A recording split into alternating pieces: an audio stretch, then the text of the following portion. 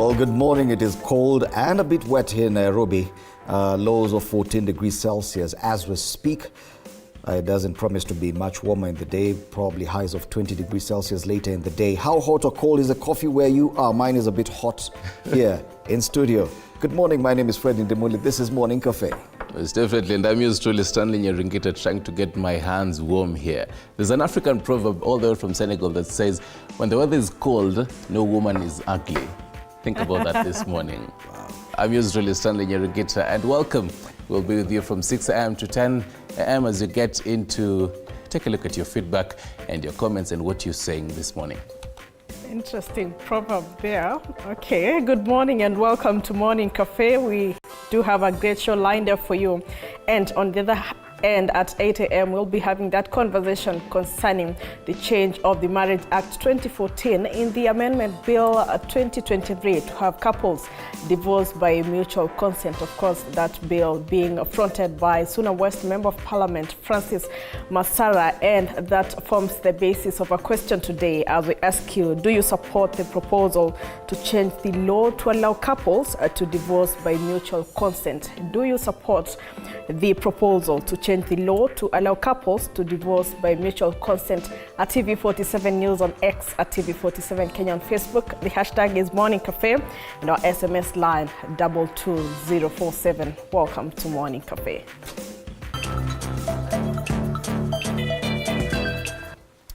To our top story this morning, the Salaries and Remunerations Commission, SRC, has announced a 7% to 10% increase in civil servant salaries. SRC Chairperson Lynn Mengich says the salary increases will be backdated to 1st of July this year. Now, the average increase will be effected over a 2-year period, which averages 3% annually. The increase is aimed at achieving harmonized equity for everyone due to the current increase of cost of living. That's according to the Commission. President William Ruto and his deputy Rigathi Gachagua will, however, not receive a salary increase. The Commission says this follows a request by the President that his and his deputy salaries not be reviewed. This means Ruto's salary will remain at 1.44 million shillings and Gachagua's salary will remain at 1.22 million shillings. That's our top story this morning. And before we take a look at the dailies this morning, let's get the day's diary.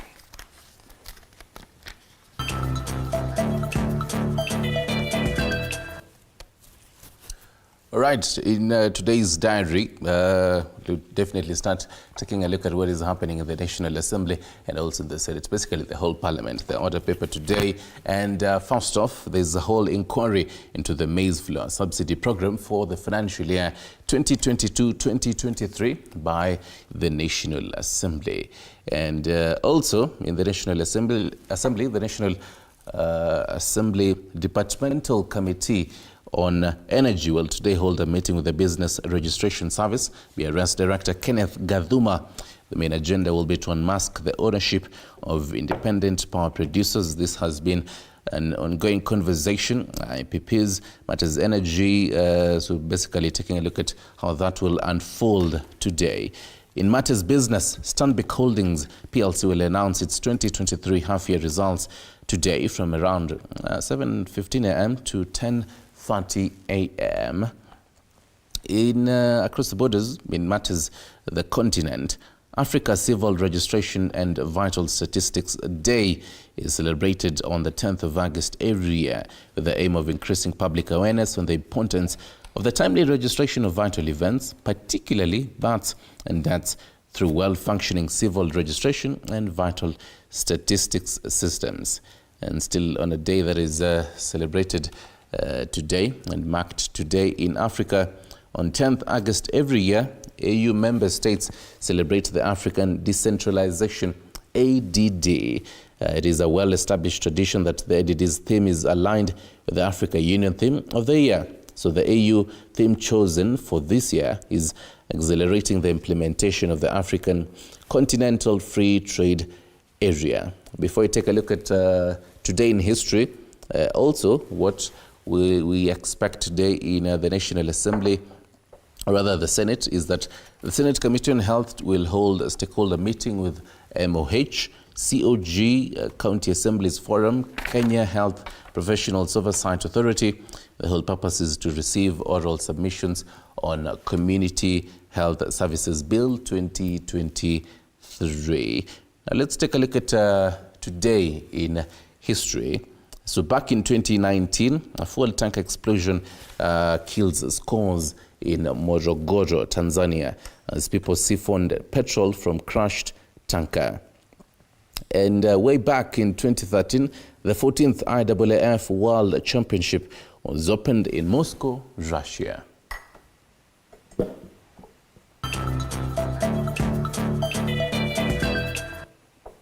Yeah, and even as I was listening to the day in history, I've just discovered that today, August the 10th, is actually World Lion Day. Yes, it's a day set aside to raise awareness about the conservation issues faced by the lions. And given the lion population in Kenya, definitely, this is something we should know. Oh, yes. But we didn't. Anyway, now I take a look at the headlines on the dailies, and we kick off with the Standard today. Winners and losers in SRC salary review. That's a big headline on the Standard this morning. Teachers will get the largest chunk of the salary increment announced yesterday, with county workers also reaping from the raise. The story in full is on page 4, but at least on the front page they've given some highlights. Teachers get lion's share of increment, a total of 9.5 billion shillings. County workers take second place, 4 billion shillings. National government civil servants to share 1.8 billion shillings. Losers, those are the winners. The losers, civil servants to lose allowances. Gold mine, as SRC standardizes allowance. Luxury hotels in major cities also to feel the impact of standardized DSA. And judiciary state officers get a fraction of 1.4% of total increment. That's a big story on the Standard this morning. The other story that gets an equally big share of the front page is on the mediation talks on the dialogue between Kenya Kwanza and Azimio. On the bottom of this front page of the Standard, rivals promise to put country first as talks begin. And we see there leaders from both sides, the two joint chairs, and that's the majority leader in the National Assembly, Kimani Ichung'wah, and Wiper Party leader who represents the Azimio team, Stephen Kalonzo Musyoka, walking side by side after the first joint meeting at Bomas of Kenya yesterday. That also receives quite some coverage on the front page of the Standard. Other stories featured on the front page. Actually, before, just a word here. Remember, we have always been taking a look at the cartoons and the caricatures that depict both leaders, Wiper leader Kalonzo Musyoka and also National Assembly Majority Leader Kimani Ichung'wah. We're always seeing caricatures, now we're seeing the actual truth, both of them side by side. It's actually interesting to see those two leaders working together. It's been a while before seeing this kind of convergence across the political divide. Anyway, moving on swiftly, still on the front page of the Standard this morning, other stories featured there. Why President made long tour to restless Mount Kenya. It's on the right-hand strip of the Standard's front page. A year after the Hustler movement won elections with only few promises fulfilled, Ruto took time to explain to a region with high expectations not to lose hope. The story is on page 3. The other story, and this one has been talked about quite a lot, and it's about the young girl who spoke the truth to power in Uasin Gishu yesterday. Her name is Mercy Tarus. She says, I had to tell Mandago a few home truths. Mercy Tarus says pain of her shattered dreams pushed her to rail at Uasin Gishu leaders in botched varsity fund. The story is on page 8 of the Standard. On the top strip of the Standard's front page, shock for students after universities ignore fees directive. This is an interesting one. The issue about university fees, course-specific fees, and an alleged or as claimed a hike in university fees, or is it a drop? The story is on page 6. Another story, end of an era as Joseph quits Safaricom. That's in the business pages of the Standard. Michael Joseph leaving his position as chair of Safaricom. No, he's not even the chair, but him leaving Safaricom altogether. Lenana Bungoma bag quarter slots in school games, and that's in the sports pages, page 39. And that's the front page of the Standard this morning. Well, quick look at the Daily Nation. Still the story on air salary reviews. The big salary review, windfall as errors. SRC says review 6 to harmonize salaries across the public service, teachers, police officers, and the discipline forces at large, as well as workers in the county government, are the biggest beneficiaries in the latest salary review after their take-home pay was raised by higher rates than other public servants. That story is extensively explained in page 7 of the Daily Nation this morning, of course, breaking down the number and percentages of the increase in different sectors. That on the right strip of the Daily Nation, the breakdown there, the budget distribution for salary review for state and public officers in shillings. Of course, you can find that in details in page 7 of the Daily Nation this morning. And Ruto Raila talks off to a cordial start.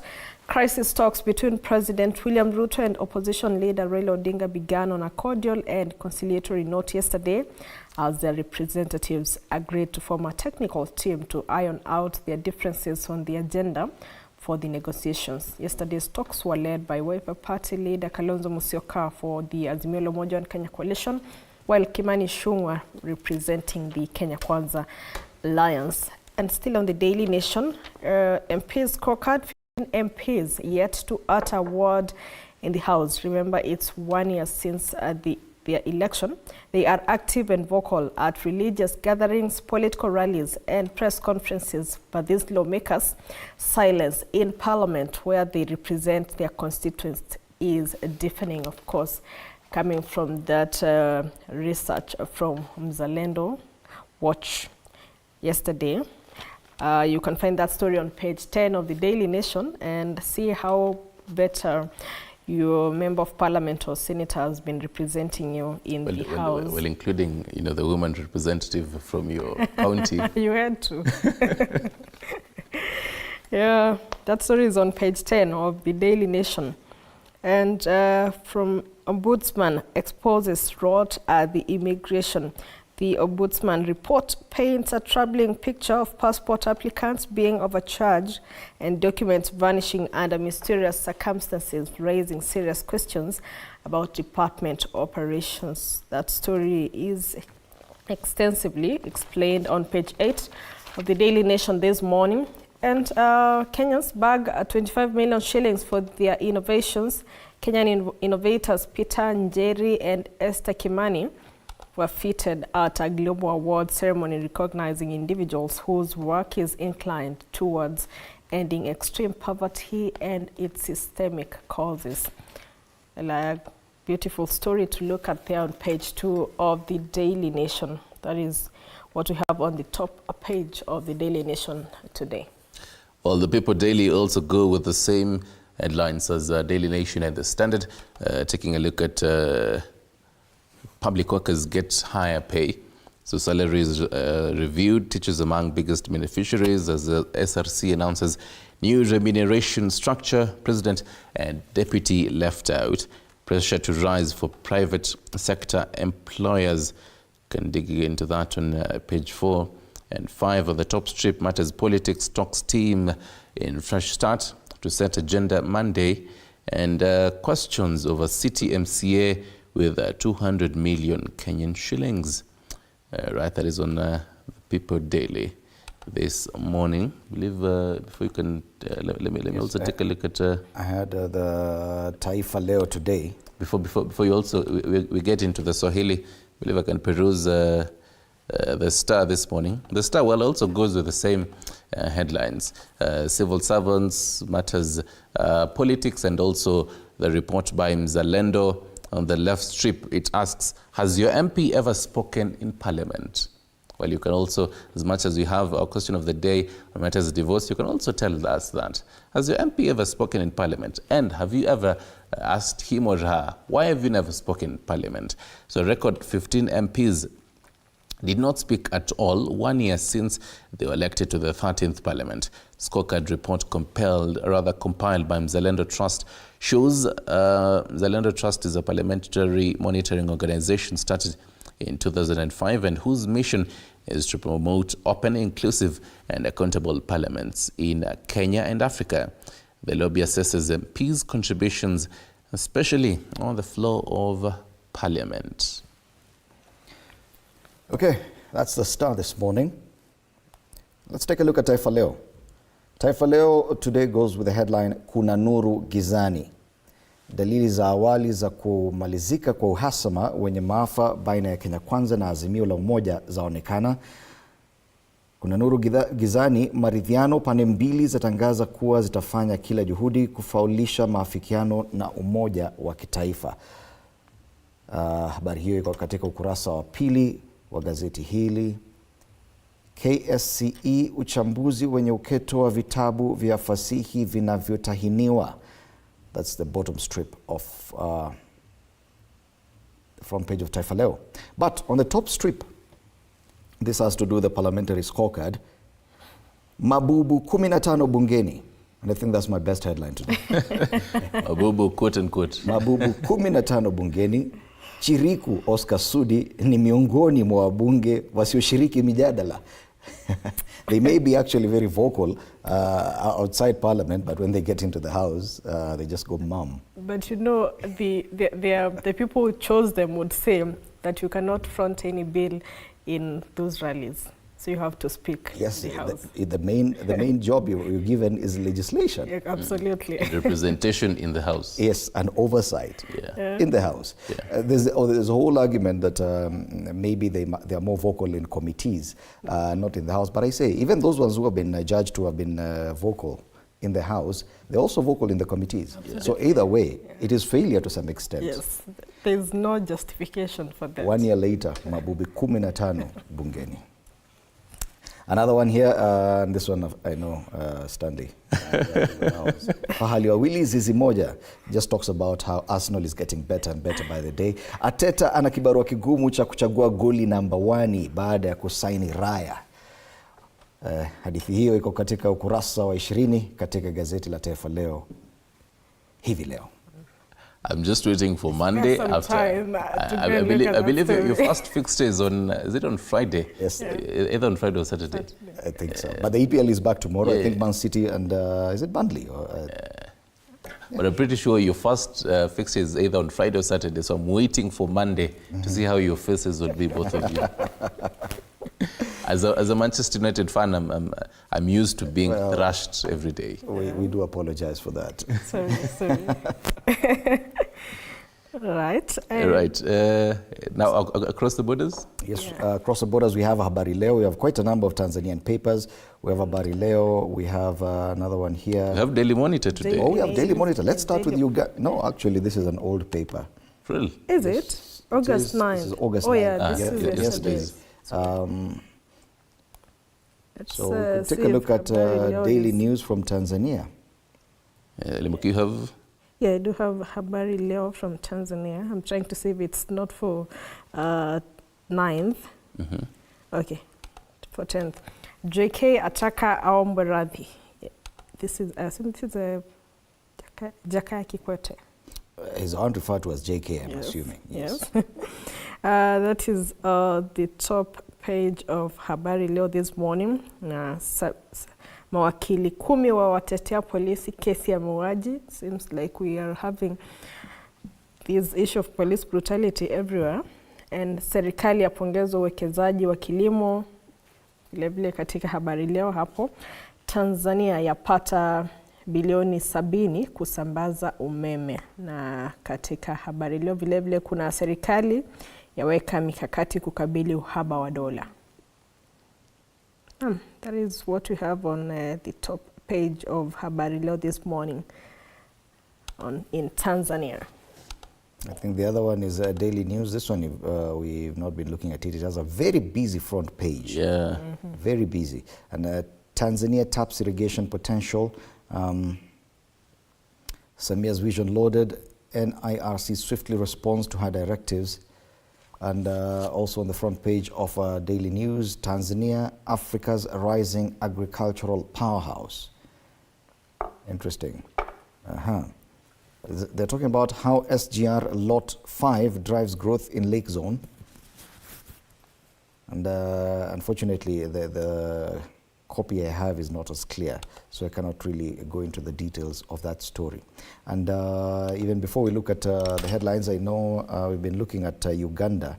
The pages we were having there did not have today's paper. It will take some time here, but I'm also trying to get Business Daily this morning. Right.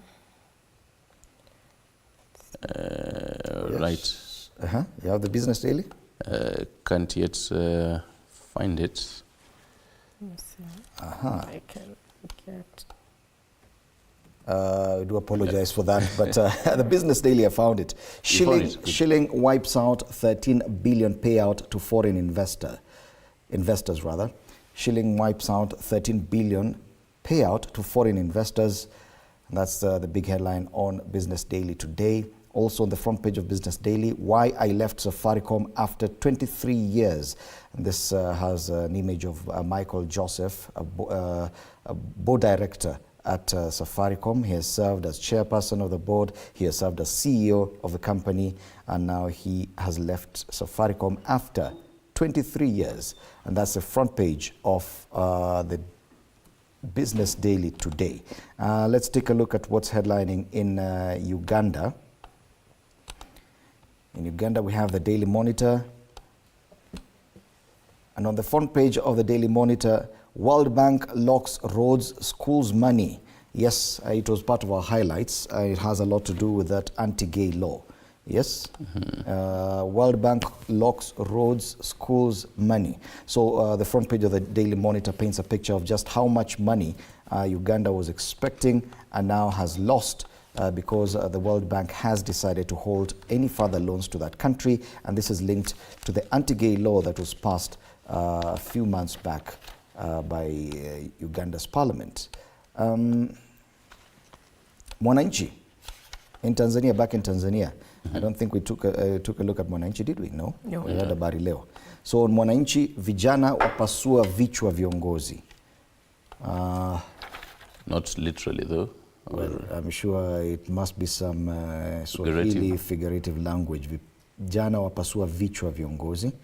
And then still on the front page of Mwananchi, dola milioni 745 zahitajika ununuzi mafuta. So the fuel crisis in Tanzania and the dollar issue, still a big deal. And it features on the front page of The Citizen, still from Tanzania. While fuel marketers require $747 million US dollars. Amid a shortage of US dollars, oil marketing companies in Tanzania say they require that amount, the equivalent of 1.9 trillion Tanzanian shillings, to clear outstanding payments for petroleum products imported between March and July this year. So yes, Tanzania grappling with issues to do with fuel importation and an acute dollar shortage, which Kenya is also grappling with, but on a different level. And that's, I think we've managed to go through quite a number of papers today. So, Stanley's favorite. Okay. Today, we'll start with People Daily on the cartoon on page 10 of People Daily.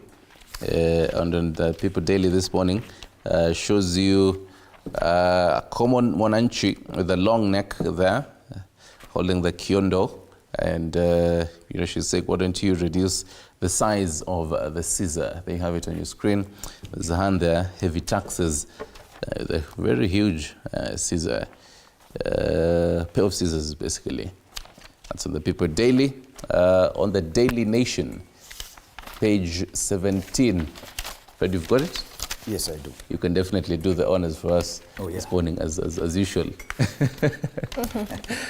On page 17, it speaks of, largely yesterday, back to Bomas. So Bomas stocks, no hardline positions beyond this point. Okay, and you know, the people, they are frisking the legislators who are working there, legislators and you know, leaders walking into bombers. So that is on the Daily Nation. Thank you, Fred. All right, you can have... get an allowance for that. We'll talk to SRC and see. To get a review. Yeah. On the Standard this morning, it is page 14. So the Standard shows you 1 year, a difference of 1 year. So between 9th August 2022, cost of living. Okay, now the voter there is, you know, wondering, cost of living, if she's going to take the ballot paper. And 9th August, two huge caricatures there. One Azimio, the other Kenya Kwanza. And in the middle is the common mwananchi holding quite a large talks. Yeah, sufuria actually, talks there, and each pointing fingers cost of living. So the first one is cost of living, then the other, it's actually a question, cost of living. Are we talking about cost of living? Mm-hmm. I think for me the Standard has captured quite aptly the mood of the nation, because when Kenyans went to the polls on 9th of August 2022, what was on the mind of Kenyans, and that's what the Standard tries to show, is that the cost of living was the biggest thought for any voter who went to the polls. They hoped that by casting their ballot for whichever leader, whoever they elect, that they were going to resolve the issue of cost of living. Yes, now we're looking at the leaders there in green and blue, asking each other about cost of living and whether or not they should be discussing it at the table with the talks that started yesterday. And there the Kenyan is left wondering with an empty sufuria or bowl. Where does he or she head after this? Libuki? I think for me it's the Standard as well, because the Daily Nation, we've had that conversation for quite some time, and we can only wait to see if those headline stances, we do not hear them in those talks. However, the conversation yesterday was a little bit diplomatic, so to speak, but the Standard carries the day, of course, because that mwananchi who voted for these people to look at their grievances is now in the caught up in the middle of two people speaking about interest of two individuals other than that mwananchi who voted them in, and 1 year later they're still grappling with the high cost of living. And an interesting article down there as well, Sagana State Lodge Rice Feast provides good food for thought. Definitely, yeah. A piece that you should look at on page 14 of the Standard this morning by Elias Mokua. That's my lecturer, by the way. Oh, yeah. Okay. Yeah. I like to play with words. Yeah. My namesake, by the way, my second and name. Even as we end the news review, the newspaper review, there's a story that has been highlighted on the front of the Daily Nation, front page of the Daily Nation, that we did not really pay attention to. It's on page 2 of the same paper. 2 Kenyans win 25 million shillings for life-changing innovations. 2 Kenyans have emerged winners in a global award that recognizes individuals whose work is inclined towards ending extreme poverty and its system causes. They are Peter Njeri, the CEO of Mega Gas Alternative Energy, and Esther Kimani, the founder and CEO of Pharmaline Technologies. This is a Weislitz Global Citizen Awards, and it has to do with clean energy. Interesting. Congratulations to them. Hopefully by the time they come to Kenya with all that taxes, it will be 25 million. So either way, if you could get some 25 million shillings right now, you know, some few ideas were not exactly to do with it, whether or not KRA are aware about it. Still, also on the Standard, I think it's important for people to read that story on page 8 of the Standard on this brave student from Uasin Gishu. Is it? Yes, Mercy. Yeah, Mercy. She's the top trend on Twitter. Yeah, she's trending. Yes.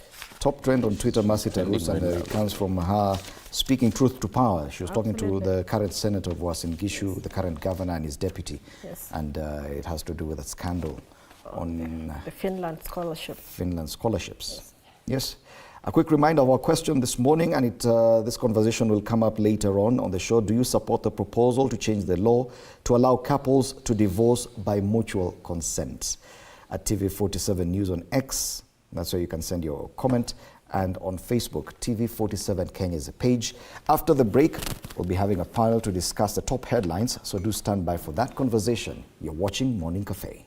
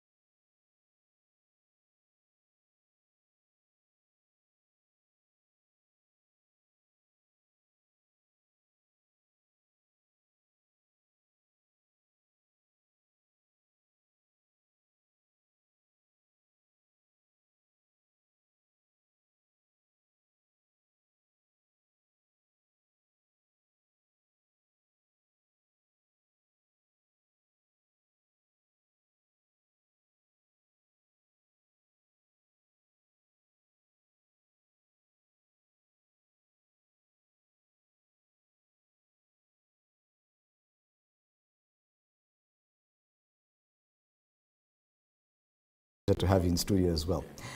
Ladies and gentlemen, dear viewers, we've been talking about a lot of things for the past 5 days. The President's visit to Mount Kenya, it ended yesterday. Other talking points today include the parliamentary scorecard. Yesterday was exactly 1 year since Kenyans went to the polls to elect their leaders. Fine, granted, some of them were sworn in on 25th of August, others were sworn in on the 13th of September, but either way, the decision by the Kenyans was made on 9th of August. So Kenyans, as far as they are concerned, they know it is 1 year on. So it is as good a time as any to actually review their performance. But before we get to the parliamentary scorecard, let's take a look at, let's revisit the visit by President William Ruto to the Mount Kenya region. According to the dailies and according to the Standard, on the front page of the Standard, I can see why President made a long tour to restless Mount Kenya. It is the description of restive, restless Mount Kenya. And why would we be describing that region this way? And do you think that the President's tour actually managed to change the sentiments in any way? Let's start with you, Alex. Yeah, good morning, viewers. It's a beautiful day, and I wish you a great day today. Thank you. And thank you very much for having me again. It's really a pleasure. It's always a pleasure to have you here. Thank you. So now, a time was to come for the President to visit Mount Kenya region. You remember that during the campaign, he was able to woo the entire Mount Kenya region to vote man-to-man for UDA. It was so interesting that the Azimio deputy president actually didn't win in her own polling station. Jeremiah Kioni, the Secretary General, did not win in his own polling station. That's how the mountain region had decided to follow Ruto and the UDA. Now, what had happened is that one of the key campaign items that had been there was cost of living, and the fact that they underestimated the impact of the cost of living because the world is a global problem, and they had easy solution. That has started bringing in a little bit of feeling of unease in the region. Number two, you remember a week ago, President Ruto and Raila Odinga had a meeting in Mombasa where they crafted this whole debate on that has led to the talks that started yesterday. In that, there has always been fear that there will be a handshake. And handshake would involve pulling Raila Odinga again into government, like it's been done in 2008, it's been done in 1997, it's been done in 2018. And people are restless that that deal might happen. Mm-hmm. And the Mount Kenya region that supported Ruto in the elections did not want that to happen. Forget about the hoi pollois, the ordinary mwananchi. There are those who are the sponsors. They couldn't see that happening. So the key thing for that was to go and pacify them. And you remember that no words were minced to say that there is no handshake. Mm-hmm. There is no handshake. We'll talk about you, we'll talk about Kenya, but there is no handshake. Mm-hmm. So in the process, in those 5 days, Ruto has been able to pass a message that this is a discussion about Kenya, not to bring Raila Odinga into government or for him to share anything in this government. Okay. And I think that's, for me, that's the key reason why he went there. Mm-hmm. And can you see the amount of repetition of that statement that was done in that tour of the area? And Fanyamambo, of course, even according to Alex, that he says that this had more to do with the people who have probably a stake in this government, not necessarily the common mwananchi in Mount Kenya region. The people who are actually invited. Yes, we saw common mwananchi invited to the State Lodge. They even enjoyed a meal there, and it was very much publicized. But there are other meetings in which were conducted behind closed doors, without the cameras there, where the region's leaders converged, and probably they were the ones with the biggest concern about the possibility of a handshake. Did he have to travel to Mount Kenya region to actually pacify this particular group? A very good morning to our viewers and a very good morning to you. To start with, I take great exception with the kind of thinking that Kenyans are carrying. The president's tour of Mount Kenya region began at Githurai roundabout. Now, when you come from State House to tell the people of Githurai roundabout that your biggest concern is sharing power, and the people who are listening to you are a constituency that is part of the larger Roiro that has got more than 400,000 voters. Their principal concern, one, is right now many of them are not able to fix a meal on the table. Many of them are buying at a very high price. Everybody there is buying petrol at the new prices. These people there was a stampede the other day when people were fighting for bursaries and they could only get 500 shillings from the bursary kitty because their population is so high compared to the population of other places. I would have expected a government that would have been more sensitive to the plight of the people. But the government is not telling the people about them. It is telling the people about government. It is telling the people about power, about seats, about how they will not invite other people into power, how they will not share power. And the people may be there clapping and cheering, but they are wondering, surely, after you tell us about you and Raila and government and cabinet and seats and sharing, what is in there for us? And I think the critical message for Mwananchi should not have been, we are not going to share power. The critical message for Mwananchi should have been, whatever happens, we care about you. We want to make education more affordable for your children. We want to make food available at the table. We promised bottom up. We want to bring things down and so on and so forth. So they missed the mark. Secondly, if leadership was about service, service is work. And work sometimes causes sweat and unbearable and it makes you tired. Why would you have a problem with someone joining you to work? I mean, the only time you go to people and you find them having a problem with you joining them is if they're having a meal. And that's why it's painting a picture of this government as if it's a government that is having a meal. Because if this government was truly out to serve, they would not have a problem with accommodating more people to come and help them in service because service is laborious, service is tiring, and service is a lot of work. Do you agree, for example, with what Alex says, that perhaps the message that there will be no handshake was not really intended at the common Mount Kenya region, Mwananchi? That it was actually more intended for the leaders who went to the state lodge in Sagana. That yes, he may have stood and spoken like that even at Githurai, but that message was not for that particular group. Again, they are missing the mark because if you think about it this way, you have a message that you think you want to pass to people who you believe are leaders. And most of these leaders sometimes don't even vote themselves. Sometimes they are in the comforts of their homes, they are middle class and they are not interested in the vote process. And then there are voting machines that are now being seen on the place and being told all things about power, whereas these people are hungry and being given a meal for that particular day as if they won't get hungry by evening. I think we need to get to the point where we start discussing the problem of the Mwananchi first. And whenever we go and meet them and engage them, let us meet them at their point of need, not at the point of need of the leaders. Because right now we are in a position where we are so thoroughly insensitive to our people that we are telling them what we think is good for us as leaders and not telling them what is important to them. I think God needs to give Kenya leaders who think of Mwananchi first before they think of themselves. And every agenda that should have been said on top of those cars should have been first the agenda that affects and transforms the lives of Kenyans before the agenda of what affects the leaders. But quite a number of these issues that Fanyamambo raises were discussed, issues to do with coffee.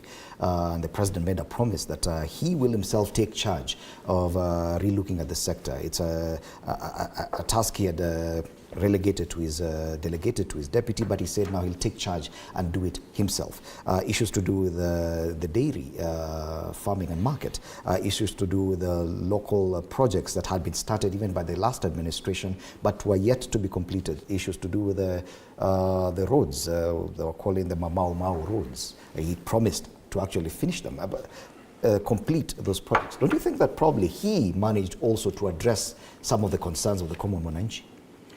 By the way, it's not Mau Mau Road, it's Mau Mau Road. It's one road that is called Mau Mau. Ah, okay. But there are, of course, there are many projects that, of roads that are there. Fred, we must appreciate that politics is about optics. Is a message that you want to send as a main issue, and then everything else follows according to that. So yes, we've had meetings about coffee that has been and tea that have been led by the Deputy President Gachagua Rigathi over the last couple of months, and this was a culmination of the various decisions that have been made in terms of that. The point is, for him, the key issue is support for his base. And I don't think, I would want to sit in a point where I'm saying right and wrong is addressing the issue that was at the top of the table, is to pacify his, if you allow me to use a word, his sponsors, to pacify them so that they can still continue holding his hands, even as he creates the transformation that he envisages. And you're right that all these issues that concern Mwananchi were discussed in every of those meetings, including water situation in Murang'a. You know, you have many rivers in Murang'a and people don't have water, but that was also addressed, and in terms of which areas will start getting flowing water and all that. Whether that happens or not, that's a different issue. But the point is, it was a political visit, because the actual work of making those changes that needs to be done, he is delegated to his cabinet secretary. So for his purpose for that visit was mainly purely political. And politics is to ensure that the optics that are there still reflect him as a people's man. Now, you must remember that when you talk about politics, that this country for the last 60 years, we have had a situation where we had kingpins of every kind of regional kingpins. To an extent, we have Kalonzo Musyoka in the Lower Eastern. He's always has been the kingpin of that, after Mulu Mutisia of the famous Mnangalangala kama Masungwa. And then you have Mudavadi and whoever on the other side. You have Raila Odinga for Nyanza. In central Kenya, in Mount Kenya region, you remember Uhuru Kenyatta had actually been able to show himself as the leader of the Mount Kenya region. But currently, there's no leader. And the leader for Mount Kenya region now, as it stands, is William Ruto. Which is a very interesting scenario from a political point of view, that someone from another area is actually the kingpin for this region. Okay. So he wants to stamp that so that, and you must always remember, as soon as the election ends, a politician looks at the next election. So you can talk whatever you're talking about, but Ruto is looking at 2027 and his re-election for his second term. Yes, Fanyamambo, you must agree that there is necessity that this kind of politics be sorted out as soon as possible. David Ndii, and I keep quoting this, in a tweet, I think earlier in the year, in comparing the Kibaki administration and this administration, the first term of Kibaki's government, that failure to deal with the politics as soon as possible could affect even the development or the forward thinking of the government. That probably the president, a year after the election day, even though we are yet to mark a year since he was sworn in, is keen to actually ensure that the politics, he maintains his bases and he plays the politics right, so that moving forward he's able to actually address other development needs. I think that was a slightly old thinking, if you ask me, because right now people, and you see how the newspapers quote it, they quote Mount Kenya as a region that has become tricky right now, because people have gotten to the point where now they don't care about the emotions that whipped them into politics. People are now looking at real issues, and I can tell you 2027 is not going to be an election based on leadership from you come from our region or we like you for this or the other. 2027 is going to be an issue-based politics. But what will change our politics? I'll tell you what will change our politics. You see, for a very long time, and that's why President Uhuru Kenyatta had a hard time trying to sell the candidature of Raila Amolo Odinga in Mount Kenya. For a very long time, Mount Kenya had this image of Raila Amolo Odinga as a very evil person, as a very bad and horrible Kenyan who There was so much fear for him. You remember in 2013 and 2017, people went to remove very sick people from hospital, endangering their lives to take them to vote, and carried old women on their backs, taking them to vote, so that we try and finish this man called Raila Amolo Odinga and take him to Bondo once and for all. But I think the people of Mount Kenya forgot one thing, that in 2002, when they voted for Kibaki overwhelmingly, and they worked with Raila Amolo Odinga, people had hoped that they had finished Raila. He came back. 2007, it was said, sasa ameenda nyumbani, he came back. 2013, it was said, anaenda nyumbani, he came back. And so on and so forth. We must get to the point where, what if Raila Amolo Odinga was not on the ballot in 2027? If that is the fear that you have been selling to Mount Kenya and telling them that this guy is not good, and this guy, even right now, that's the fear they are selling, that if Raila comes, he will spoil government, he's a government spoiler and everything. What if Raila Amolo Odinga decided tomorrow morning, I have taken a step back from politics, I have actually retired, I am not going to be on the ballot? Do you think things would be the same in Mount Kenya? Because what you have been selling, unfortunately, for the last many years, was not the candidate. What you are trying to do is to show that the other candidate is so bad, so please elect us. And even you saw in Nairobi sometimes when people voted for Governor Mike Sonko to remove Kidero, you ask them, why did you vote for Sonko? He was the only person who could remove Kidero. So when you remove Raila from the equation, and I'm not saying we remove him, but what if he stepped back? And there was no fear to sell in Mount Kenya over Raila Amolo Odinga who needs to be sent to Bondo? Do you think the 2027 election would be the same? Because a strong candidate can emerge tomorrow morning and come and campaign. So let us not base our politics on trying to remind Mount Kenya, because that's what they are trying to do. By talking of Raila as a sponsor of Maandamano and the Lord of Violence and all those things, they are trying to keep reminding Mount Kenya that Ruto is a very good option, because if you go this other side, you'll be choosing the Raila that you have been told for over 20, 30 years is a bad man. And I can tell you, one of the biggest favors that Raila Amolo Odinga might do for Kenya in 2027 is to take a step back and support somebody else, because that would change a lot of politics in Mount Kenya. That fear of Raila, that Raila phobia that has been sold to our people, that sometimes they would vote for any other person because, you know, if something is told to you for 20 years, you cannot change it in 3 months or 6 months. Yes. So we need to get to that point when it's an issue-based politics and it's not a politics of trying to show fear for one person. Yes. You want to add something to that briefly before we go for a break? Yeah. I think we must remember, and our viewers must remember, that politics is about perception. It's nothing to do with the real issues. Not in Kenya, not anywhere in the world. And politics is about 3 things. 1, create a cultic leader. A leader that is followed just for the sake of following that leader. That's not going to change in the next 5 years. It's not going to change, I can tell you. It's not going to change in the next 10 years. It's not going to change. Once you create a cultic leader, not at all. Zero. There's no change whatsoever. Once you create a cultic leader, and that's what Ruto is doing, that's what Raila is doing. And sooner or later, if he decides to get off, he'll prop up somebody that become the cultic leader that people see. Number 2 is the whole issue of propaganda, creating of propaganda or subjects that they think are closest to the people's mind. Today, for Mount Kenya, is Raila Odinga. Is the cost of living. You remember there was a whole conversation about working on hustler and all that before the elections. So creating that situation, I call it propaganda. It's something that you drive whether you believe it or not. Number 3 is a mass seduction, which is what is happening today. And that mass seduction does not require real issues. It requires you to just be good at communicating what you want to communicate. So between now and 2027, nothing will change. The people in politics will find something that euphoric. In fact, when the handshake happened in 2018, those of us who are in the political space of analyzing were wondering what will be the next euphoric thing. Because I can tell you from 1997 what has been euphoric in every election.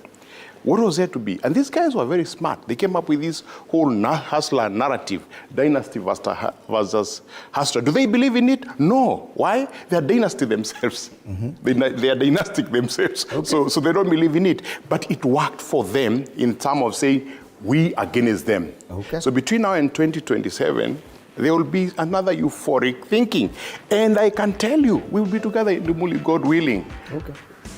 We will sit here and we'll have a euphoric and nothing will have changed. Okay, and my director is prompting me to go on a break. I remember after this short break, we'll come back and discuss more about the performance of your Member of Parliament, as well as the talks that kicked off yesterday at the Bomas of Kenya. You're watching Morning Cafe. Do stand by for that.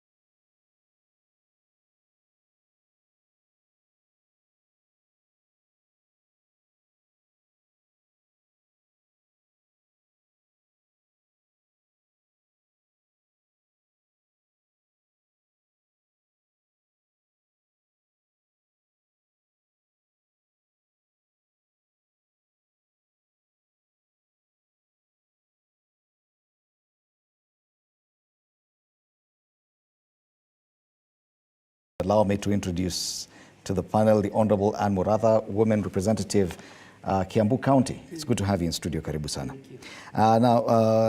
Just before the break, we were discussing with a gentleman here about the President's visit to Mount Kenya region. He completed his 5-day visit officially yesterday. And we were discussing on the need or necessity of his visit exactly 1 year after we went to the polls. And the gentleman appeared to have agreed that the issue of the possibility of a handshake as a result of the current talks that are going on was perhaps top of the agenda, that the president needed to go to that region and pacify certain sentiments, certain quarters. But then again, the agreement was that the message was not really for the Mwananchi in Mount Kenya region, but mostly for the leadership. That the leaders in that region are the ones most concerned about the possibility, or rather, the claims that there would be a handshake as a result of the talks. Do you share the same views being an elected leader from that region? Possibly what I would say is that we have had PGs in State House, and we've gone, I think, twice or thrice and have talked our issues. So when they say it was about the leadership, according to the leadership, we always meet the president, and he's able to tell us where we are and what we are doing, and we also give him our views. And him also being a listening president, he listens to us and listens to our views. And we kept telling him that we needed to be very sure that what our people don't want now, because you realize Wajiko now is very enlightened. It's not like those days when politicians would go just tell issues and then just leave. There is a Wanjiko on the ground who, like on Sunday, when the president finished talking everything and was like he summarized, the leaders did not come with the issue of the handshake, but it was from the public. Umemaliza ujaongea juu ya handshake. So to the people on the ground, there was that rumor that there is going to be a handshake. And let me tell you one thing that happens in this country. When you talk a lie and continue putting it in the ears of the people, it becomes like a truth. So possibly for me, what I would say is that the president has learned from the past. And learning from the past, that's my view. Learning from the past is how did his predecessor lose Mount Kenya? Because it was like when things started going wrong, when things started going west, he wasn't there to explain that we are still on course. And you know, human beings are people who want to keep being assured. And the president has always said that the votes he got from Mount Kenya are votes worth preserving and worth paying. So if he realizes that there are things he needs to affirm, because there has been a lot of propagandas and lies, and this is what is happening. Me as a person, I would say for him, he wanted to reassure the people of Mount Kenya. Was he successful? That we are still where we were, and what we agreed is what I am about to fulfill. Did he manage to do that? Did he manage to pacify? Because even the papers talk about the region being restive or restless. Did he manage to pacify those rumors? So the region being restless is about the papers and the media. Because when you go there, even when you ask people what was, even when looking at people on the ground, people are still feeling there is a lot of hope in their waiting. There's a lot of things that they are not understanding. Because as we have always seen and have heard and have talked, and all of us know, and for sure all of us know, even the media know, that this country was taking a wrong direction. That would have costed all of us. And even the Mwananchi on the ground also understands that. So to me, from you read the crowds and you read the moods of the people. You could be able to see people now feeling like, okay, we are still on course. Possibly if there were people who are feeling like we are losing it. He reaffirmed and assured them that we are still on course. Okay. And to me, I think he learned that from the previous regime. He realized it is at this point when the public started complaining that there was no one to show that we are still on course. So it appeared like it was conmanship. So he finally lost it. So I think to him, he is still feeling. And you know, when you're talking the truth, you will always want to follow up on it. But when you're lying to people, this is when you go under, because you aren't very sure you'll be able to defend what you're telling them. Okay, and on that note, let's cross into the issue of the talks that started yesterday. And we saw even curiously that the majority leader arrived quite late for the talks. He was at Sagana with the president. That in itself communicated a lot about the necessity of these talks, especially from the Kenya Kwanza perspective. There was a lot of cordial talk yesterday, but for the majority leader to arrive at the hour he did, definitely, how did you gauge that move by itself? First and foremost, I want to pick up from where she left before I go there. she's talking of a country that was going in the right direction. I mean, in the wrong direction, as they always say. And I like what Kenya Kwanza likes saying, that after the handshake, the country started going in the wrong direction. But they are very happy to launch very many projects done by a government that was going in the wrong direction. And they finished those projects, and those projects were available for them to launch. The Githurai market started in 2019. If this country was going in the wrong direction, even that Mau Mau road that they're talking of going to complete would not have been there for them to go and complete. The Sagana Marua road would not have been there for them to go and complete. So you cannot speak from both sides of the mouth. One, say that this country was headed in the wrong direction during the handshake. And then there are so many goodies that have come out of that wrong direction that are now, even the Narumaru hospital that they were launching, which was a county government hospital project that started during that regime that was going in the wrong direction, is something that they are now launching. So we must first agree that yes, politically, this nation may have been going in the wrong direction according to their eyes. But economically and in terms of development, there was a lot of good things that were happening, which is what they are now launching and completing and pledging to wananchi, that projects that were started by that bad, if they want to call it bad handshake government, are so many, and it will take them a lot more time by then to finish them and launch them. There are still so many, and that is evidence enough that President Uhuru Muigai Kenyatta was working. Okay. Secondly, you said about Honorable Kimani Ichung'wah having come late and the spirited bombers. One of the things I would like to tell Kenyans is this. This nation is more important and greater than leaders who won or lost an election. And any concern raised by any Kenyan is important.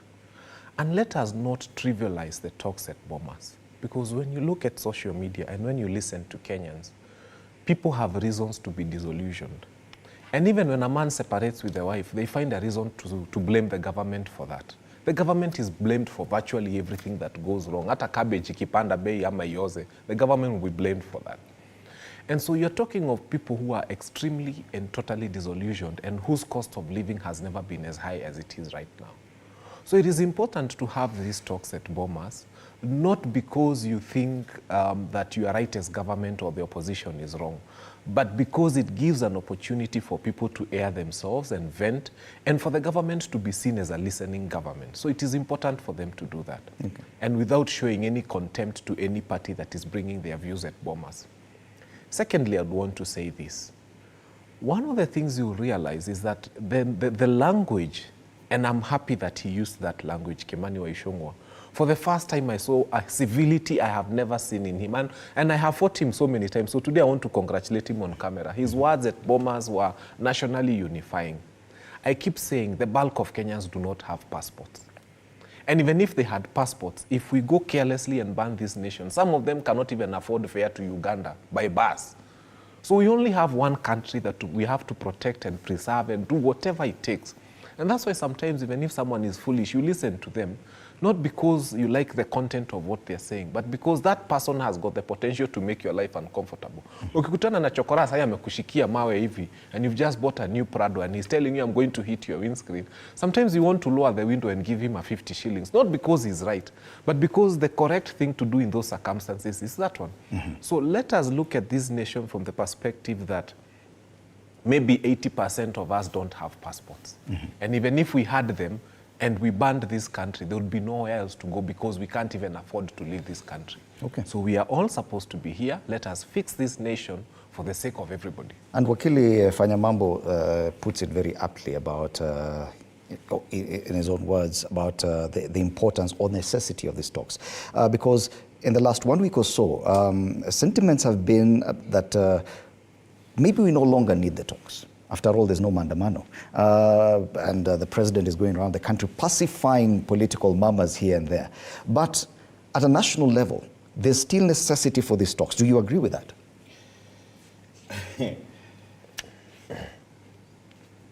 A discussion takes place to address an issue. Then you must identify the issue. The issue that brought us here with the mandamano was a political issue. And the political issue was one group of Kenyans denying the elections that were done in 2022. You can talk about all the other things that you want to talk about. We call it in Greek menyonyo. But the bottom line is that a certain clique of people refuse to, number one, accept the results of the election. Number two, refuse to accept the outcome of the Supreme Court. Meaning that that group of people have refused the process that has been put by law for that election. I'm not talking about whether the election was stolen, whether anything was done, but you have put something in place to do that. These other things that are coming at this time are just feelers to that. Mm-hmm. Those things that I told you, you fall so that people can coalesce together to talk about them. The issue on the table has nothing to do with two-third gender rule. Mm-hmm. Because that's for the parliamentarians to sort, to create laws to enable that to happen. You can't get that from a talk. Mm-hmm. That's a law that needs to be sorted out. Have they failed to do it? They need to scam up themselves and say that we have failed. As Kenyans, we have the option of the election to get them out, so we can get a group that can be able to do that. That's the law. Anything else is outside the law. Mm-hmm. When you talk about cost of living, very simple, it's economic positions. We have in Parliament a majority side, not a government side, a majority side and a minority side, not a government side. Mm-hmm. Let's not cheat ourselves. Because as per the Constitution, the minority side may be feeling that the majority side are not concerned about that issue. The law requires them to prepare a white paper to suggest to the country what to do to lower the cost of living. That cannot be gotten out of a round table with five men and women. Mm-hmm. We have a law that describes how the IEBC is supposed to be filled in. Again, are we saying that we don't trust that law? Go and repeal it in Parliament so that you can create another law that agrees. And everyone has a way of giving their views on that in Parliament because we have a majority and a minority. Use a minority to be able to go and discuss that. For me, it's very simple. These discussions are about selfishness. Okay. And therefore necessary. What is in it for me, for everyone. Okay. And completely unnecessary and a waste of and it's public not about resources. Mwananchi, it's about leaders. It's not about Wanjiko. It's about leaders. The fact that I will never accept that I can lose an election. Mm-hmm. And I'm wishing that it's a high time that our leaders agree and start teaching our children and our generations that after every 5 years, this country holds an election. And once it is over, it is over. Because if you look at the whole idea, as Wakili puts it, it's very selfish because it's about us. It's not about Mwananchi. Mm-hmm. Because I think at where we are, we need to accept that there's so many things that we need to fix. He says things were not going wrong. I'm in the Education Committee today in Parliament. You listen to the state of our universities. If we were to go another 2 years, we will not have universities here. Because a university like Kicheton is on its knees. So, and now we cannot sit there and say, let's just go on because this is the system that we found. We have to fix this thing. And what I'm saying is that if we all as leaders and as Kenyans and all the stakeholders would come together and agree that, just as he says, we have a nation to protect, not now just politics. But if we could look at these talks, in as much as they are going on, what are they about? Mm-hmm. It's all hypocrisy. It's about leaders. It is not about...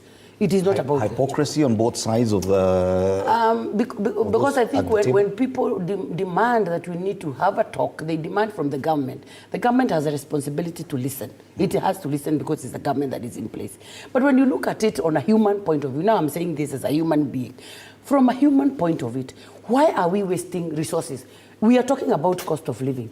The money that is going to be used for such things, why can't the same people who are now asking about cost of living put it in a more proper use to bring down the cost? Are those the sentiments shared at Sagana? Because I'm sure there was some leadership meeting, a meeting of all leaders. Yes. The skepticism about the talks was expressed as the president moved around, but I'm certain that there was a meeting at Sagana State Lodge between the president and the elected leaders, and this issue of the talks was discussed there as well. I can tell you with all sincerity that on Sunday afternoon, the sentiments were still made to the president. He was being asked, and I like the way President William Reid talks to the leaders, because he was openly being told by people, do we really need these talks? What are they about?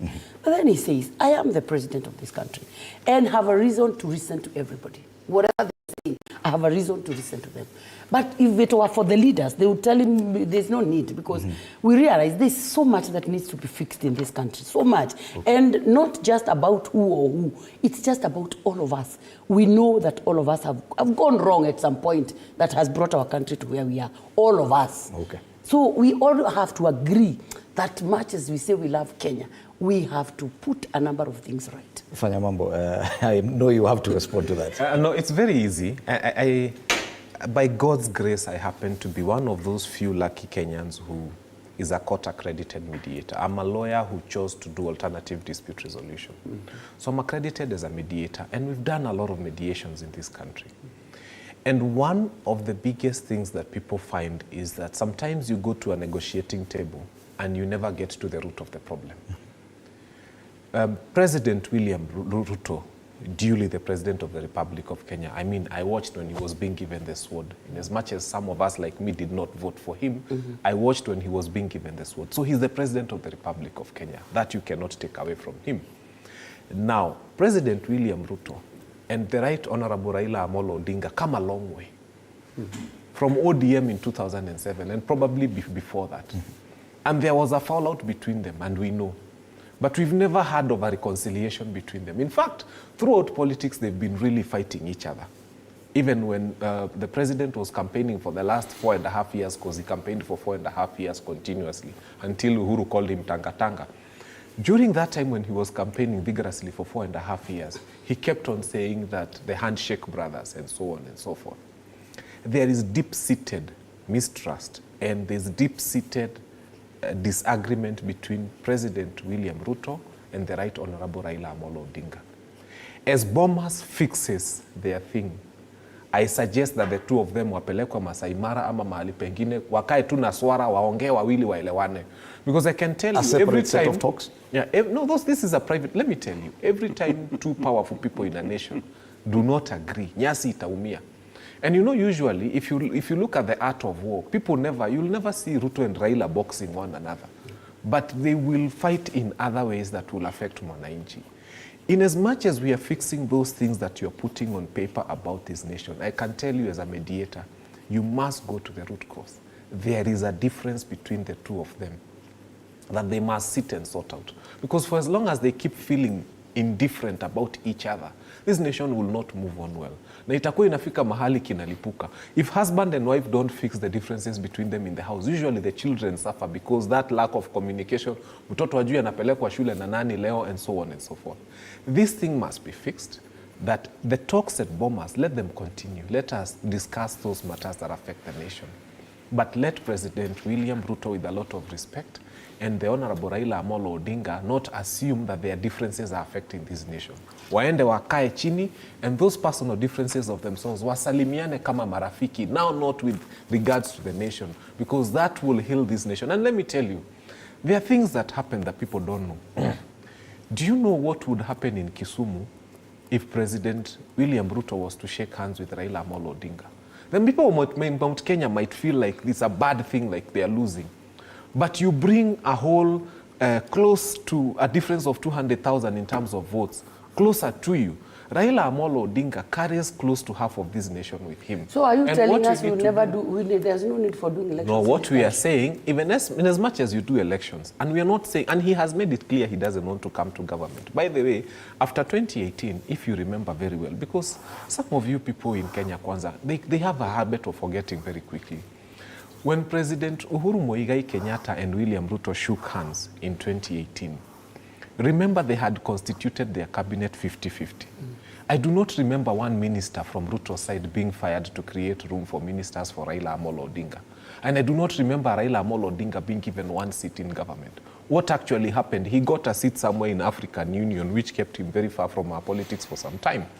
So I keep wondering deeply when I hear that he ruined government, and I ask, which of his people joined government and started ruining? The ministers that William Samoei Ruto had appointed continued to be ministers in government, and they never took instructions from Raila Amolo Odinga. Okay. And the ministers that Uhuru Muigai Kenyatta had appointed continued being in ministers, and they never took instructions from Raila Amolo Odinga. In essence, what we are trying to say as a nation is, it is possible for these people to sit down and agree without Azimio la Umoja getting even one MCA nominated seat in this government. Okay, and Wakili puts it very well that probably, yes, as you said, this list of agenda that the talk's supposed to address, it's not the issue. But definitely, there's still necessity, even according to what he says. Now, one thing is, one thing is very clear. I don't speak for Kenya Kwanza, I don't speak for Azimio. Wakili seems to be very strongly on Azimio's side. I don't speak for either. I look at these matters as a Kenyan. And I'm very concerned about this country because for 60 years we've been treated to this shenanigan to an extent that we've lost way as a nation. We, in 1965, if you remember, and I would like Mweshimwa, if you haven't read, to go and read a book called From Third World to First World by Lee Kuan Yew. In 1965, our per capita income was better than Singapore. This man, he's recorded what they did in that book. In that country today, per capita income is over $30,000, while still ours is still about 1,500. It was just a political decision as to the direction. And the key point was he asked himself, since I'm the president now, I can be the richest man in the world because I can manipulate things like if people had seen people do. Or I can make Singapore the richest country in the world. He chose number 2. And people make a joke that when Kenyans went to look at that, they found number 2 had been taken, so they took number 1 to enrich themselves. To an extent that these talks in Bomas is about individuals and what they benefit. It's very interesting that when Raila came into an handshake in 2018, he became the de facto deputy president because he was a guy who was advising the president as opposed to the deputy president who was elected by the people. To an extent, he was in government. But for him, it was not about getting members of parliament in or cabinet ministers in. It's him as an individual benefiting. So the fact that no cabinet minister was made doesn't change anything. He himself went in, and we saw the shenanigans that happened over 5 years. We'd be blind if we didn't see those shenanigans that caused this kind of not to work together. Number 2, there is, for the benefit of the Kenyan, there is no blood between Raila Odinga and Ruto. Very true. This is business. We must show as if we disagree so that we can take our side, so that we can be able to benefit ourselves. There's nothing else. This is politics. You play that side, I play this side. Good cop, bad cop, all the times. If you think I'm wrong, let's take you to a historical trip. 1997. Raila, Ruto were in the same government. In fact, Raila folded up NDP to join KANU. In 2002, in June, they split. Ruto goes to Uhuru Kenyatta, Raila goes to Kibaki. In 3 years, they had disagreed with Kibaki. In 2000, hardly 5 years after, Ruto was with Raila in the same camp. And now Uhuru went to Kibaki. So it's a kind of a switch between the two. Highest level of dishonesty, if you ask me. In 2013, Ruto went back to Uhuru. And they were elected president and deputy president. Raila went with Kalonzo Musyoka on the other side. In 2018, Ruto went with Uhuru, elected president and deputy president, and Raila was on the other side, not elected. And Raila was drawn in to the government in 2018 on the 18th of March to be the de facto deputy president, and the guy was the de jure deputy president. He's elected, no problem. But you're running your own show, I'm running my own show. And none of them saw the need to use the laws that are there to address that issue at that moment, because we're doing this intentionally. In 2020, last year, Raila went with Uhuru Kenyatta. And Ruto was on his own on the other side. He had to look for Ricky G to be able to hold him. Meaning, this is a game. It's a political game they've been playing, and they don't need to sit together. Ask her. They talk to each other almost every day, and they call each other brother, brother, brother, brother. This is a cartel that if this country is going to move forward, must be broken. Do you agree with that, Honorable Murad? I may not really agree that I know they talk, but one thing I would say is that if we would have an honest discussion as Kenyans, because one thing I like about Kenyans is that we know what is right, but we like what is wrong. Like now, look at, if you look at Raila now, the guy is very tired of these fights and everything. He's like he's giving up. But he has a lot of pressure from the people who lost elections. People who have seen him doing it over the years. And because like now you'd ask yourself, what is the connection between Raila and Mwangi wa Iria? There's nothing. They have nothing in common. Mwangi wa Iria has insulted Raila over all the years. But now that I have lost, that now my term has ended for gubernatorial, I didn't get anything in common. Supposing I come to you, would I have a position? Once you are able to fight this government and you get something, would I throw with you? Because you ask, is this relationship really honest? You look at some people like Kioni. What is Kioni bringing to Raila?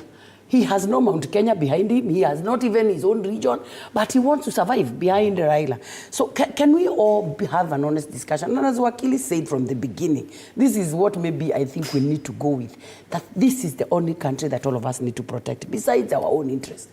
Because when you look at all these people now, if you look at Raila today, he looks very tired, but there are people who are telling him, Baba, go, ask them, let's go get it.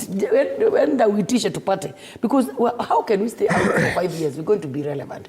So we would only say in one word, this whole thing is selfishness. And I would want to make a request to our people this morning on this TV. And I would ask our people, can we stop these stories of elections and move on? Because it's like, this is what we have been talking about the whole year.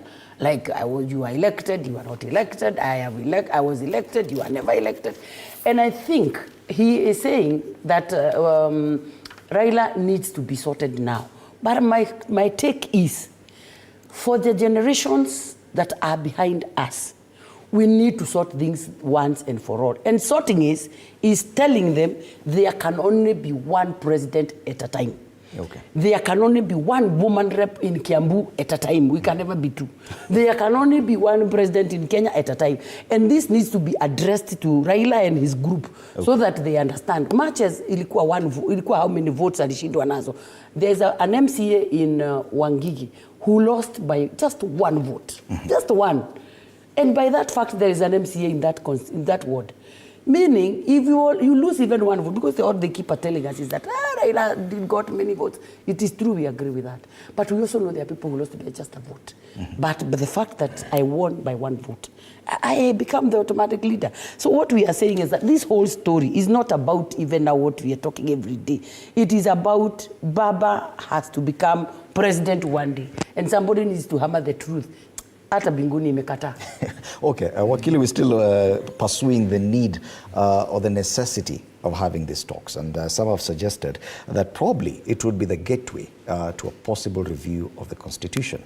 13 years after the promulgation, 10 years of devolution, that even the president could benefit from the talks by introducing the issues that he has listed from the Kenya Kwanza side, issues to do with the establishment of the office of the official opposition leader, prime cabinet secretary, CDF, entrenchment, two-thirds gender rule, even fixing the IEBC.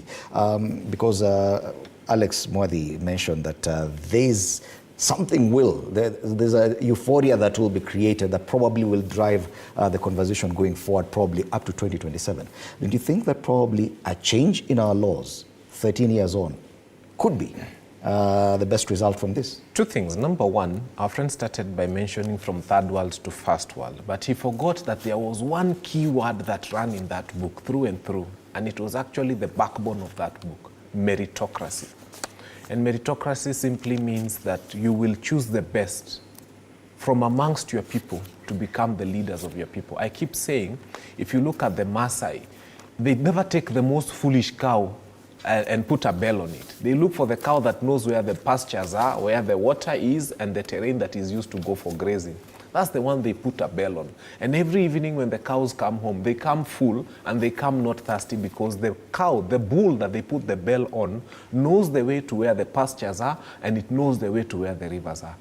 I take great exception in the cabinet that was chosen by His Excellency President William Samoei Arap Ruto, and I thank God that he has confirmed my exception, because he comes and says, most of you do not even know what is happening in your ministry. I tend to know better about your ministries than yourselves. I think it's a high time he started saying, wait a minute, you people supported me and you people were good to me, but Kenya is bigger than you, and there are people a lot more qualified than Mashogu to run education. There are people more qualified than Aisha Jumwa to run the civil service, and so on and so forth. And he starts ruthlessly kicking them out and getting meritocratic leaders who are able to bring new ideas. I keep saying, look at the Honorable Michuki, may he rest in peace. 3 months into office, we were seeing yellow lines on matatus, we were seeing seat belts, we were seeing a huge change in the transport industry.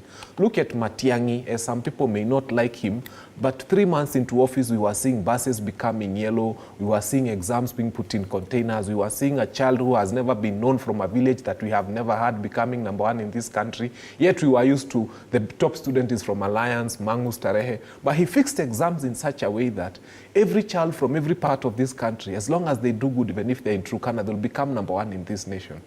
This cabinet lacks someone who would come and say that 2 years on, or a year on now, this is something nice that has come from one cabinet secretary that is new and revolutionary that everybody is talking about. We all spoke about Michuki rules. We all spoke about what Matiang'i did in education. We have spoken about ministers, because when you choose the best from what is left in the country, then you start fixing a nation. And you start, right now, we have not chosen the best. And the president has admitted that even his people don't know what's happening. He needs to fix that. But moving on swiftly to your second question, which was about a review of the laws. A review of the laws. Yeah. You know, Raila Amolo Odinga has a way of reinventing himself every other day. This guy might just decide to abandon maandamano, collect signatures, and start a referendum.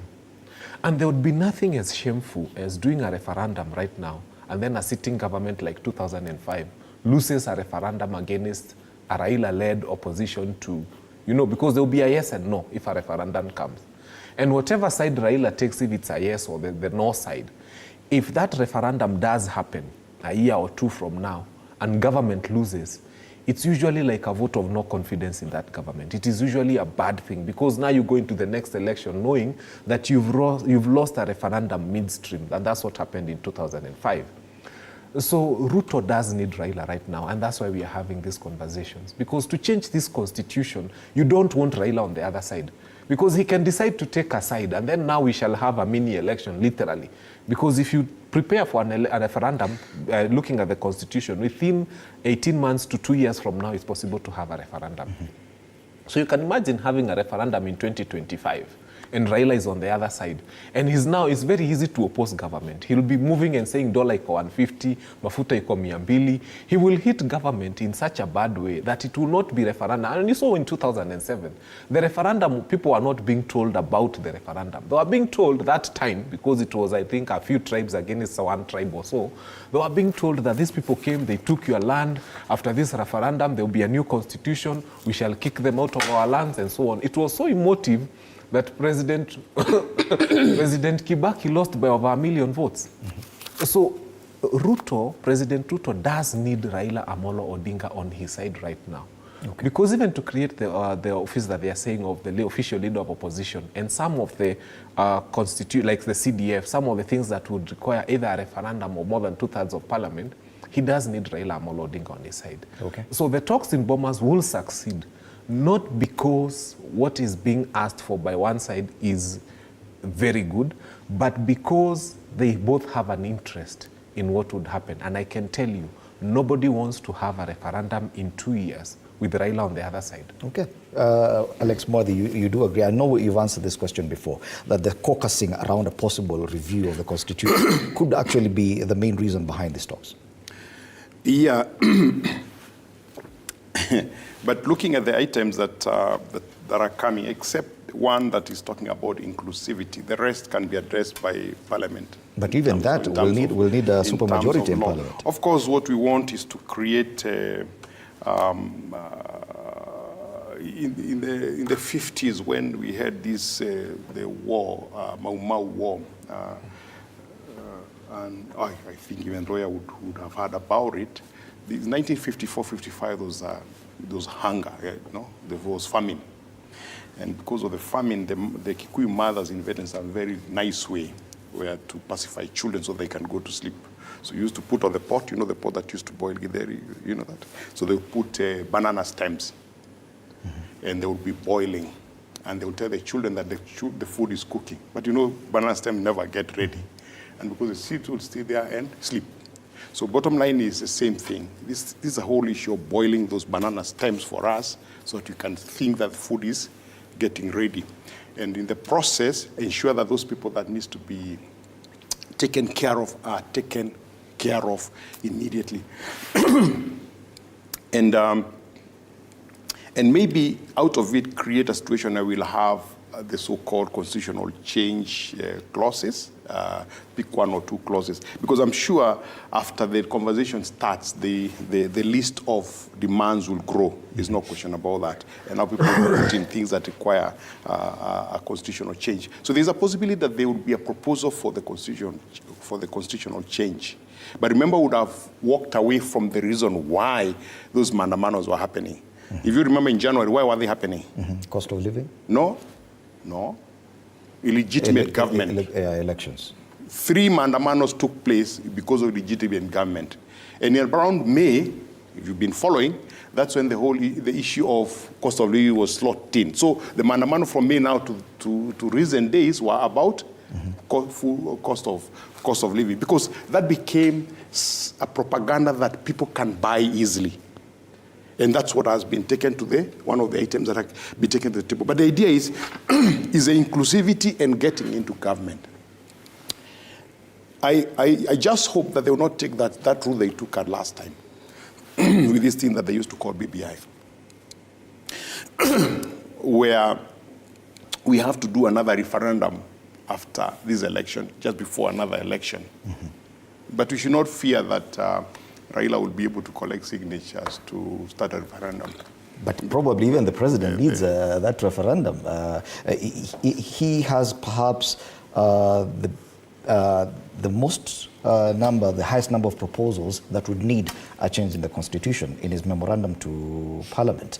The issues of even entrenchment of the CDF, which is a promise he made to you, elected members, and issues to do with the office of the official opposition. These are things that the president himself has undertaken to ensure they are changed in the law. That probably he needs these talks as a gateway towards a discussion.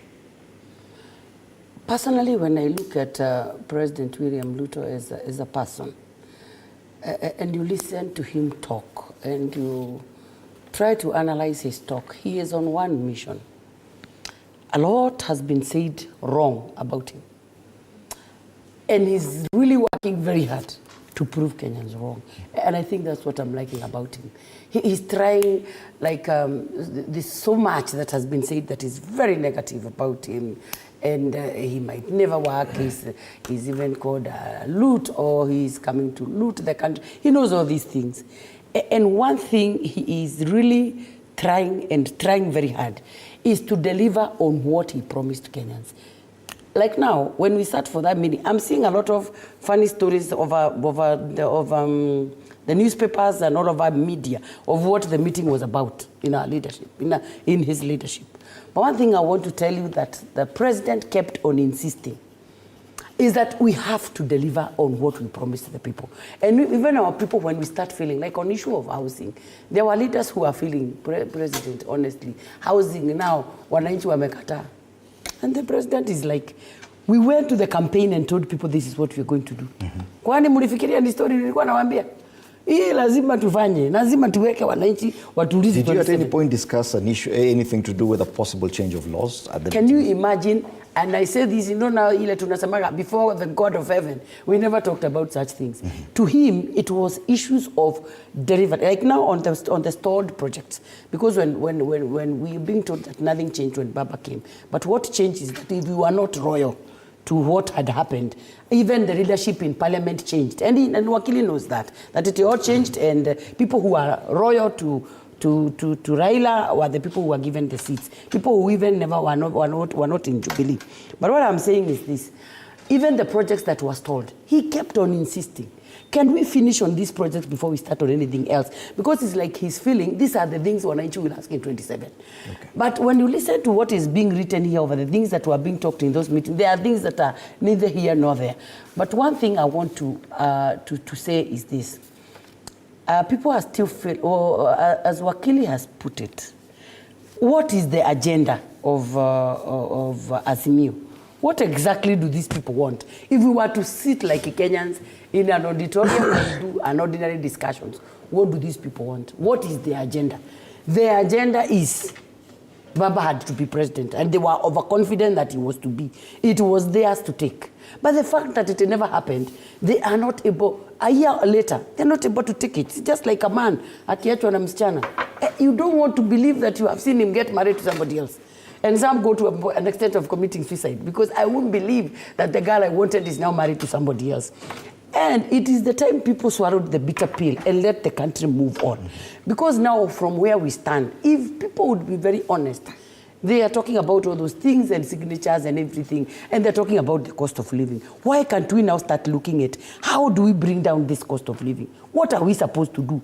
It is raining. Can we send our people back to the farms? We are talking about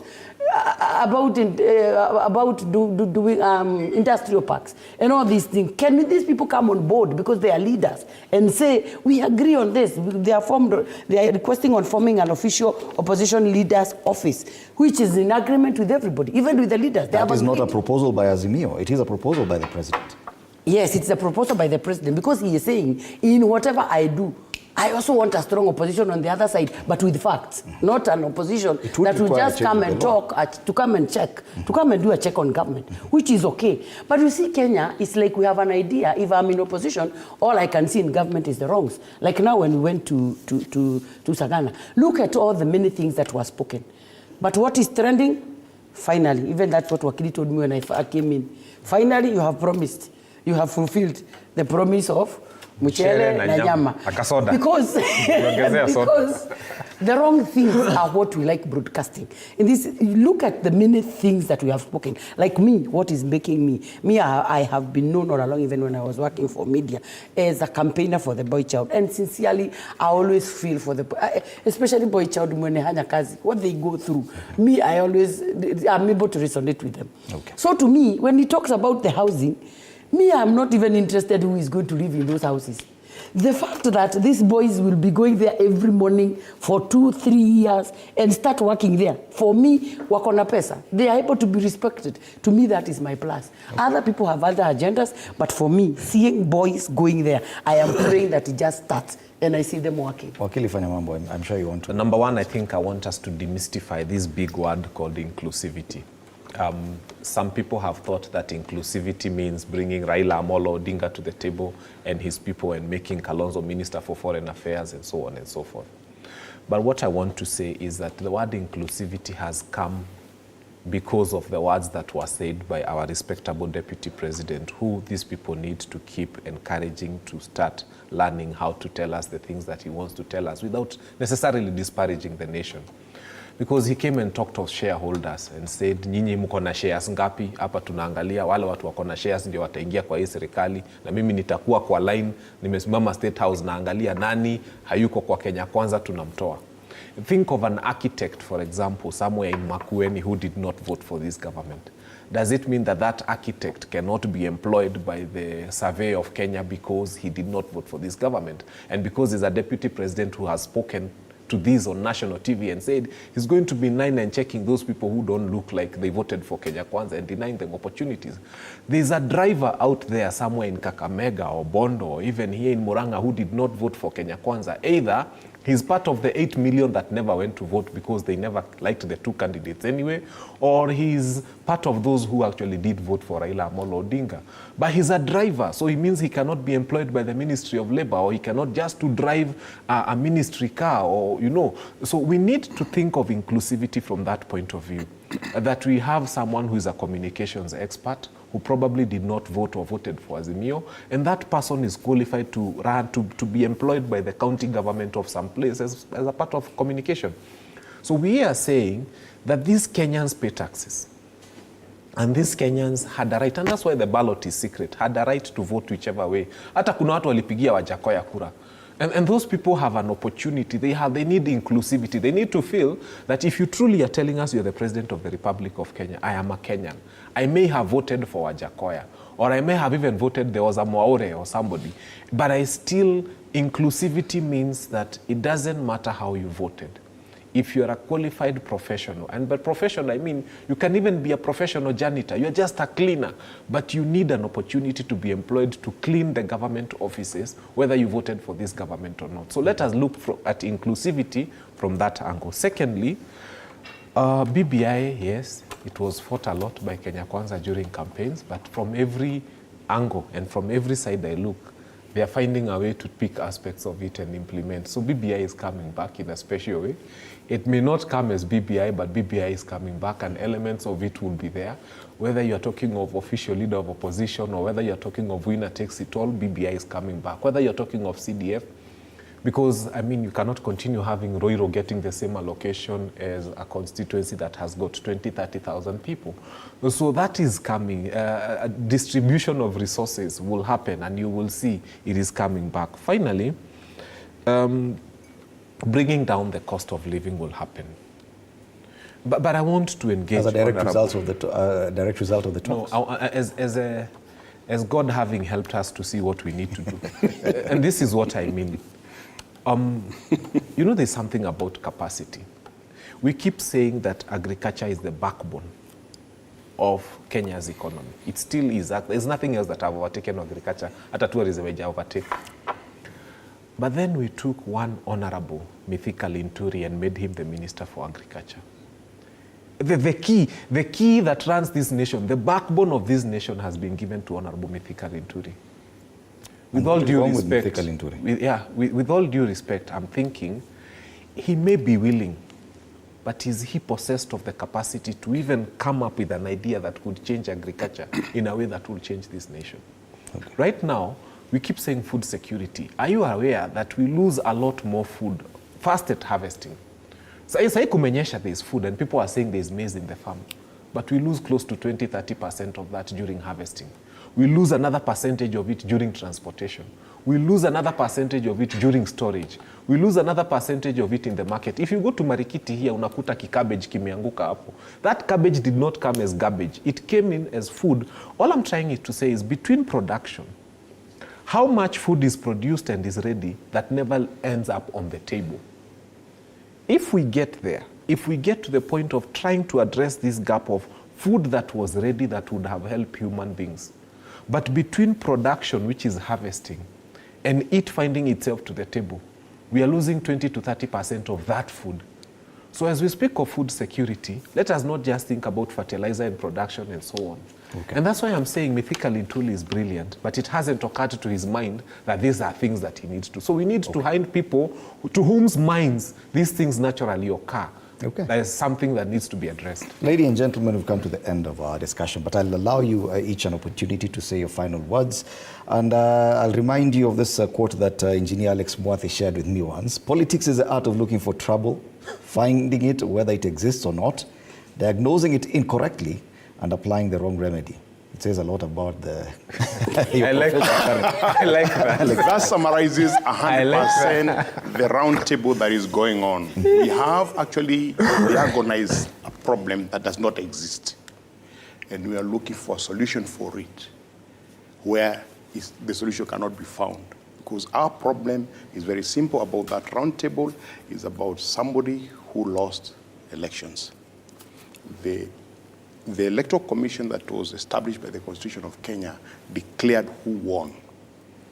Muratha is a member of parliament. By the way, he's not women rep, he's a member of parliament. Yeah. Member of the National Assembly. Yes. She doesn't represent women. The county member of parliament. County member of parliament. That election declared her. That election declared Oburu as the senator for Siaya. That election declared Ruth as a member for Kisumu County. That election that was bad declared them.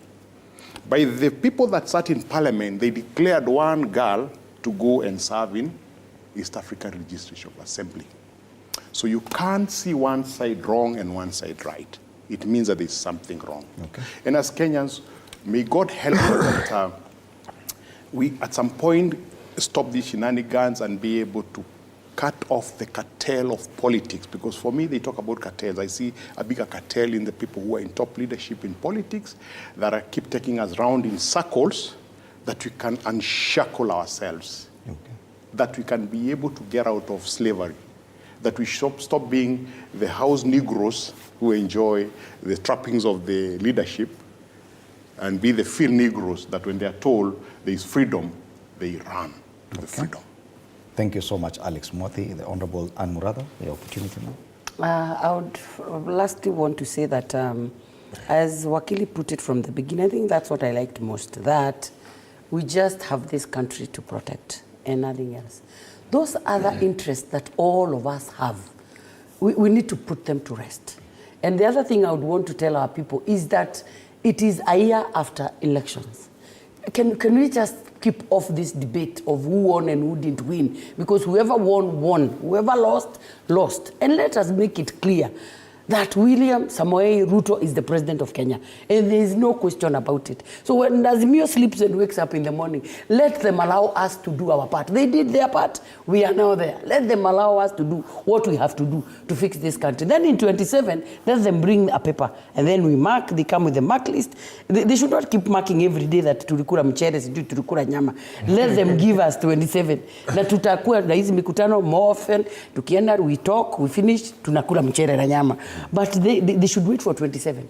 They come with the mark list, and they will mark, and they will tell us this is. The Kenyans will tell us, this you promised, you never fulfilled, so it's also your high time that we also throw you to the streets and we bring in other people. But for now, there is a government in place, a government that has been sworn in, and we are promising that we are ready to work for. One thing I'm liking about our president is that he's hands-on on what we are doing, because he wants to deliver on what he promised our people. So let the Wakili and his friends get to know that we are up to the game and we're equal to the task. Finally, Wakili, you get to my end will be very simple. I think as we go into these negotiations, I would like every Kenyan who holds a passport, zote zichukuliwe ziende ziwekwe Egypt.